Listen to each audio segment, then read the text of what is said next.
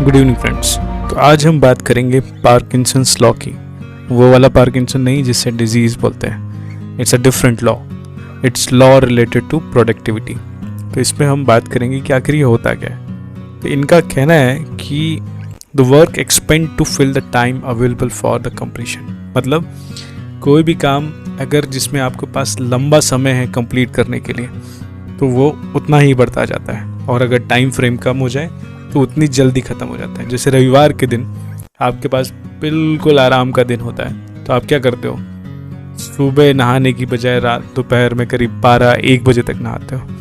खाना अगर टाइम से आप ब्रेकफास्ट कर लेते हो 10 बजे, अगर मॉर्निंग रूटीन के हिसाब से नॉर्मल डेज में, तो आप कितने 11 बजे 12 बजे करते हो। सो के उठना 6 या 7 बजे की बजाय आप रविवार के दिन 8 बजे 9 बजे 10 बजे तक सोकर उठते हो।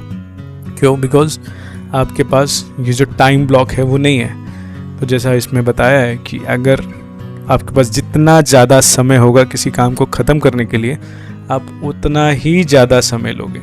एग्ज़ाम्पल ले लीजिए, बिजली का बिल ही भरना हो और अगर लास्ट डेट 20 तारीख है तो आप 19 तारीख या 20 तारीख को ही भरने जाएंगे, बिकॉज आपके पास इतना लंबा समय है। Same thing it happens in various things. जैसे एग्ज़ाम को ही ले लें, बच्चे साल भर तक नहीं पढ़ते क्योंकि उनको पता है यार एग्ज़ाम की डेट कहाँ आई, बट जैसी एग्ज़ाम की डेट आती हम सारी किताबें ढूंढ मारते हैं और शुरू हो जाते हैं पढ़ना।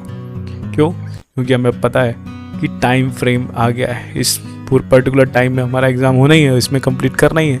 नहीं करेंगे तो फेल हो जाएंगे, पढ़ेंगे नहीं तो ये भी सेम प्रिंसिपल फॉलो होता है हमारे वर्क लाइफ में। अगर आपको कोई भी टास्क कंप्लीट करना है तो डिसाइड द टाइम फ्रेम और उसे जल्द से जल्द ख़त्म करके आगे बढ़ जाइए, तो ये टास्क पूरा हो जाएगा।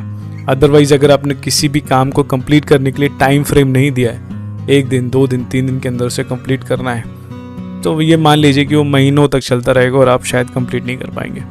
सेम ये भी अप्लाई होता है बुक्स को पढ़ने में।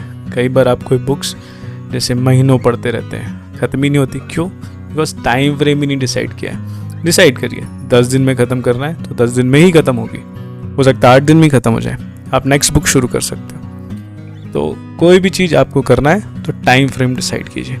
आजकल तो कई सारे प्रोडक्टिविटी वाले टूल्स भी आ गए हैं, उसको भी यूज़ कर सकते हैं कि इससे आपकी प्रोडक्टिविटी शुरू होगी, बढ़ेगी।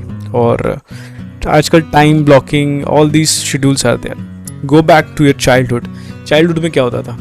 45-45 30-30 मिनट के लेक्चर्स होते थे और हम काफ़ी सारे सब्जेक्ट्स पढ़ना सीख जाते थे, समझ जाते थे, बिकॉज वहाँ टाइम ब्लॉक्स फिक्स था। 45 मिनट 30 मिनट का लेक्चर होता था, टीचर आते थे, पढ़ाते थे और निकल जाते थे। तो ये चीज़ें, और हम काफ़ी कुछ सीख चुके होते। तो सेम चीज़, सेम प्रिंसिपल फॉलो होती है हमारे इस वर्क लाइफ में भी, कि हमें कोई भी काम अगर कंप्लीट करना है तो टेक द डेडलाइन।